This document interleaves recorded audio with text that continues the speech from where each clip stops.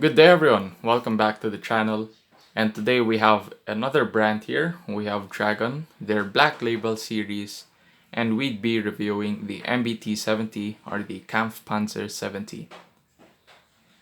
Now I'd like to address the elephant in the room. If ever throughout the video you would hear some background noise, that's because Typhoon Rolly is currently going through the country. And yeah, it's been raining for hours already, and the winds are slightly picking up. But other than that, doing quite fine here, and we have a kit to review. So that aside, let's get to it. The Kampfpanzer 70 was a joint project by the Americans and the Germans, but eventually the Germans first left the project due to rising costs, and eventually the Americans also left the project, which ended up with the project being scrapped altogether. However, a number of prototypes survived, and some of them are located in America, and one particular prototype is in the Deutsches Panzermuseum in Munster. Now this kit is based off the prototype version that's found in the German Tank Museum. I did read somewhere that this German version slightly differs from the American. So with that, let's take a look at the box. So for anyone who's done Dragon before, you can see that they add details to the sides of their box, basically highlighting the features of the kit as well as the underside of the box, as you can see there.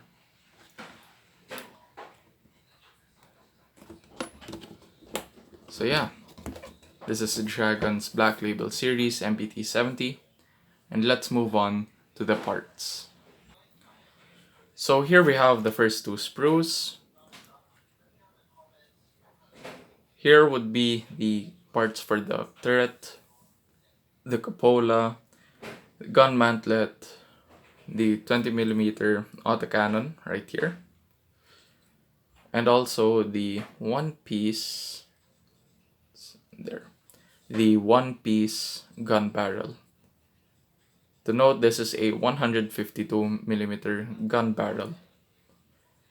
This was the initial gun used on the MBT-70. Now the other parts here would be for the sight, say the commander sight, then the gunner sight, and also other parts for the sights. Oh, and we have here the travel lock that goes on the front glacis of the hull.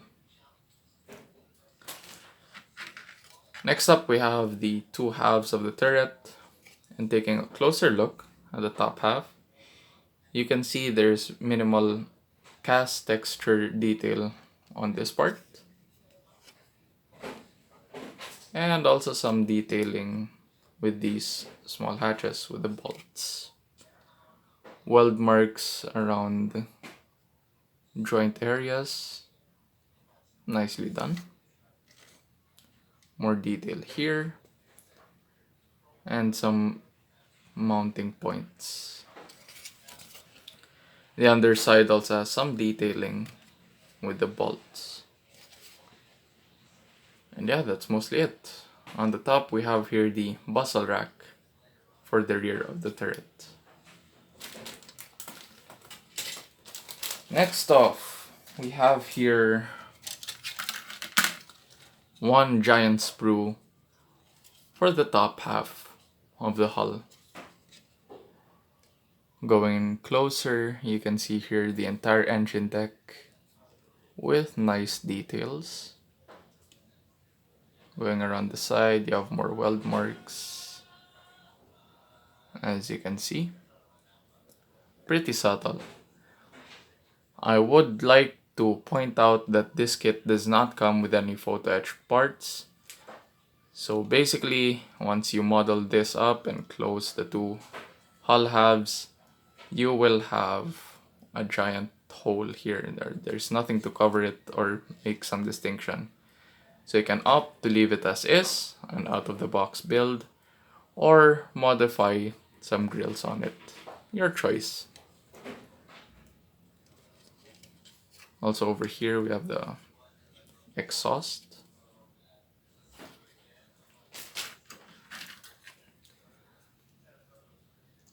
Next up we have the rear hull details with the rear plates and also the headlights, the tail lights, the infantry telephone box.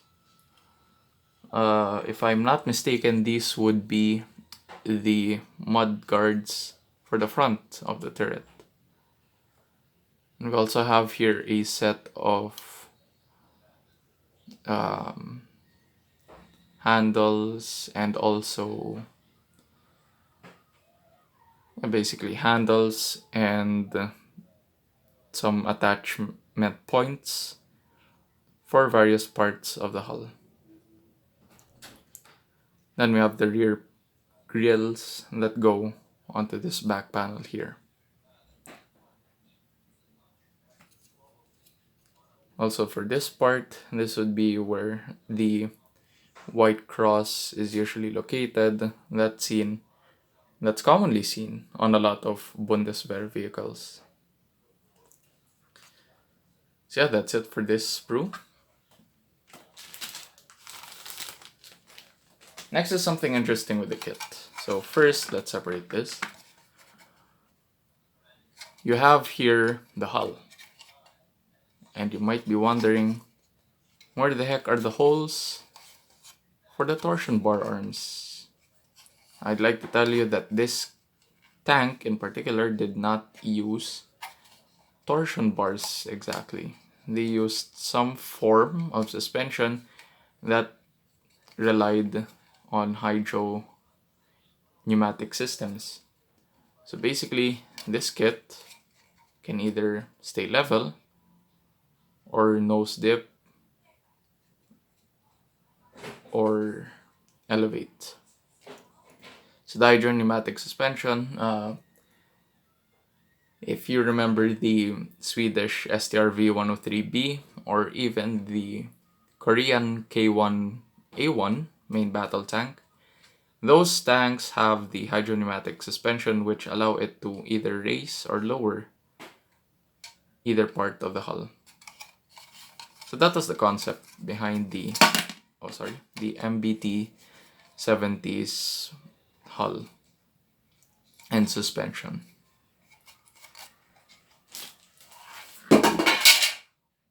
Oops, it fell. Now next we have here Dragon's DS tracks, deformed because they were stored in such a position. And you might be wondering, why are there 4 track pieces? Ideally, Dragon wants you to go and attach these 2 pieces to form one entire length, and then do the same again with the other end. So basically you have one entire length.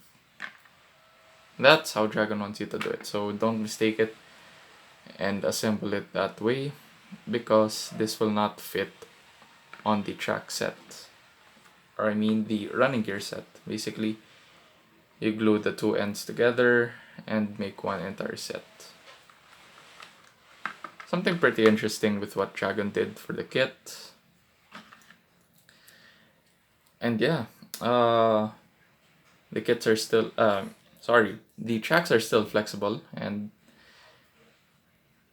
they are still in good condition.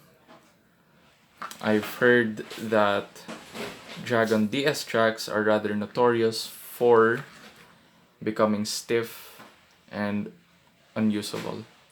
So I'm lucky to have this kit with tracks that are still alive.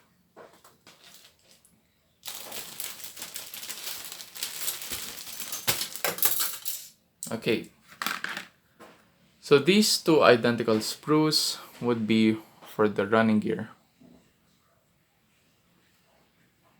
As you can see, this part would be the hydropneumatic suspension, and there are the arms over here, but you still have them attached to the hydropneumatic suspension.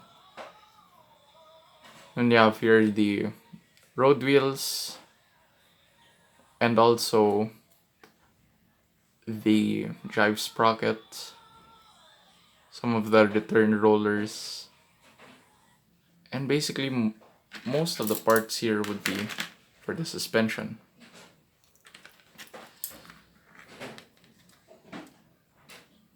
So yeah, that's it. And then lastly, we have here a separate sprue for the other road wheels and also suspension parts and return rollers. Next off, we have here clear parts for the optics that are on the top of the turret, as well as the headlights, as you can see here. Honestly, I prefer kits that give clear parts so that you won't have to cut them out from clear sheets such as this one. So instead of having to measure the size on this, at least you have something that's precise and easily molded.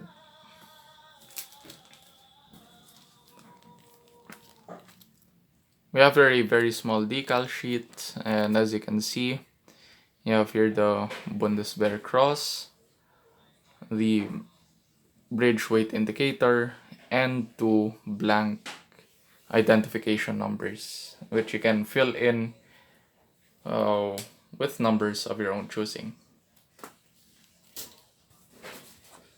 Next up, we have here the papers that are included in the kit. This small one would be perhaps an optional step where you can make this optic swivel around as compared to being locked in place. So you can glue that, you can cut it from the main optic, glue it in place, and have this tower here rotate.